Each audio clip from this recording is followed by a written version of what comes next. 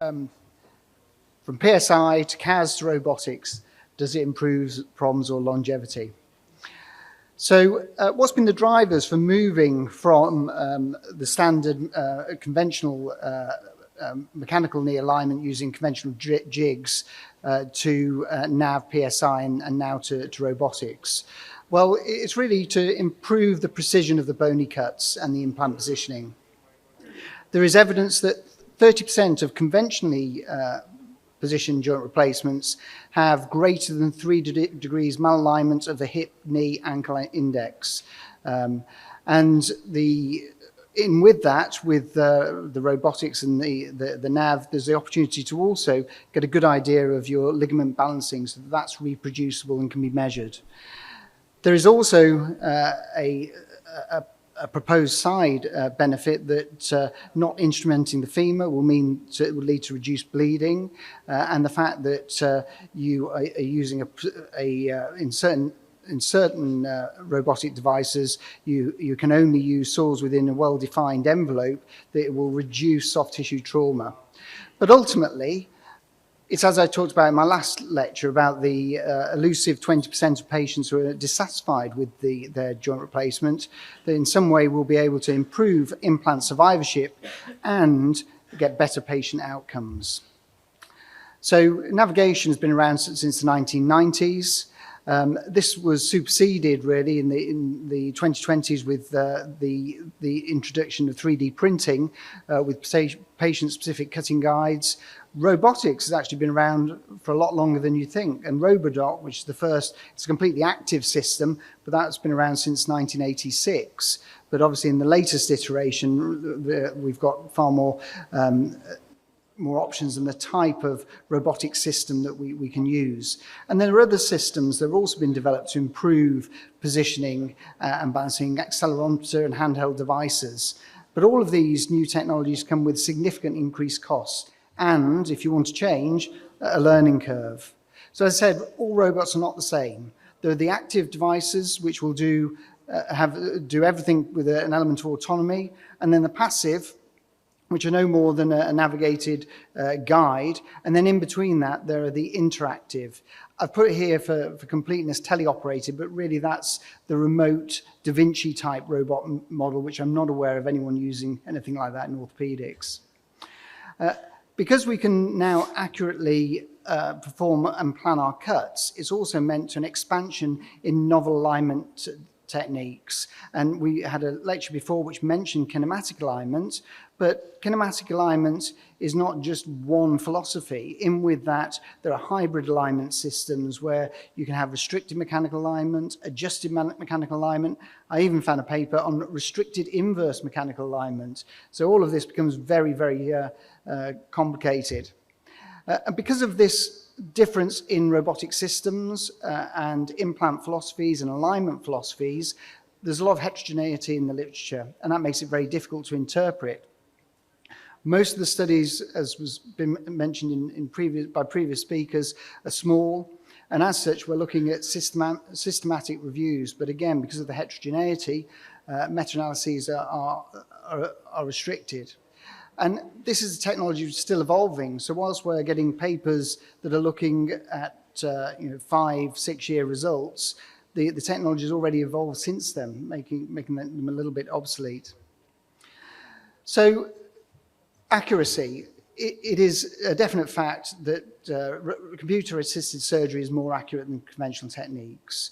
And within that, robotic and NAV are superior to PSI. So the robot is accurate to within 1 degree or 1 millimeter. And really that is the sort of error that you would get by placing the cutting reference guide on your cuts to see whether they're accurate. At PSI, the inaccuracies in that are more due to the placement of the jigs on the bone, and if you've used MRI and CT PSI jigs, you'll appreciate that the MRI are significantly better fit than the CT for that reason.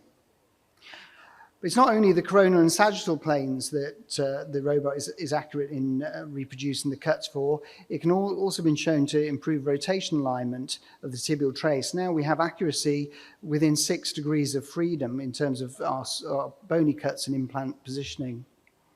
So these are papers which just reiterate that accuracy of 1 degree or 1 millimeter.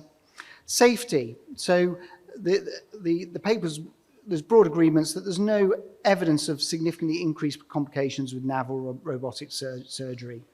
There is some conflicting evidence as whether they reduce soft tissue trauma or bleeding.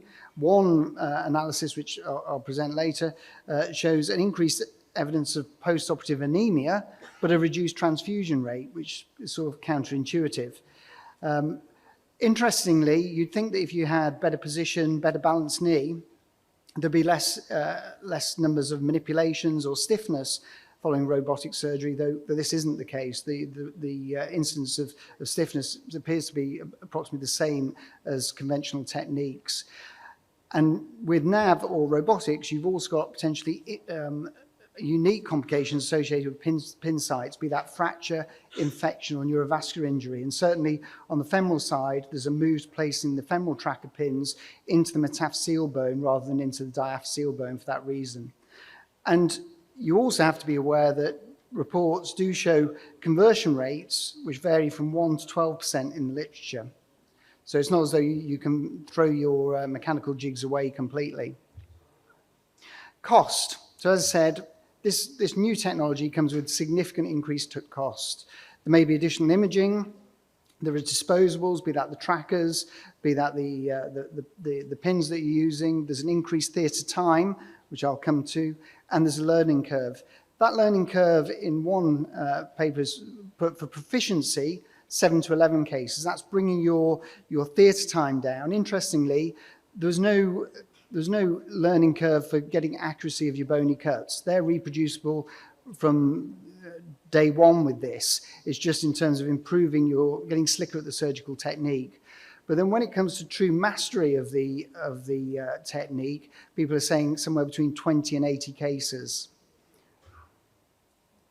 So here we go, robotic versus manual, a comparison of cost and quality. So this was a good study using high volume surgeons, and they found a significantly increased time in the operating theatre. But if you see that, it was only the surgical time was only increased by 8 minutes.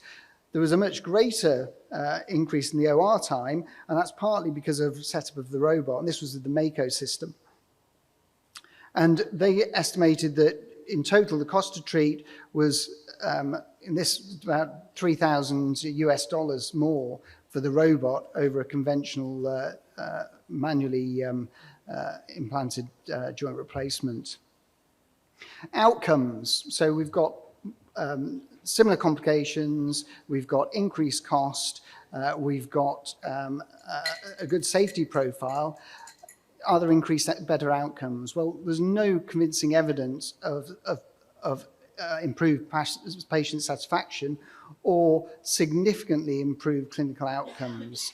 In most of the studies, there's no difference in survivorship. The only one that bucks that trend is the Australian registry data, which is very good in terms of the numbers, looking at revision rate for under 65-year-olds. And I said in my previous talk, we're getting an increased number of younger patients coming to joint replacement. And if improved implant positioning does lead to reduced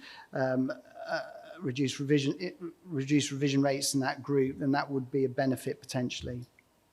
So these are the papers showing just that, no increase in WOMAC or KSS at 6 months. Again, they're short follow-up in most of these, as was mentioned by another speaker earlier. Right, and that's the Australian paper. So in summary, robotics and NAV definitely improves the accuracy of implant positioning. There's a lack of evidence to link the clinical outcome, unfortunately, to patient satisfaction or implant survivorship, and there's increased cost and prolonged theatre time. Despite this, a lot of surgeons are adopting this, particularly in the UK and definitely in the States. And the reasons for this are part clinical, but there are other reasons. So one survey that's mentioned in the paper that I read showed that 20% adopted it for non-clinical reasons, so peer pressure, marketing, and pressure from their hospital administrators. And the industry is under pressure to increase profit, and that's very limited when it takes such a long time to bring new technology in terms of implants to market. It's far quicker to bring a new implantation policy that they can prove is equivalent, not necessarily superior to what's gone before. So in the future, well, if we understand better the algorithm between component positioning and patient satisfaction and implant survival, then clearly there'll be a role for a more accurate system to reproduce this. And I think that we may be looking eventually at the concept of patient-specific surgical strategies, which could be developed from large databases, and as this is 2023, I had to mention artificial intelligence to help with that. So at the moment, me with my picture in front of my Rosa, is this clinical progress, or is this just self-promotion? Yeah. Thank you very much, Andrew. Thank you.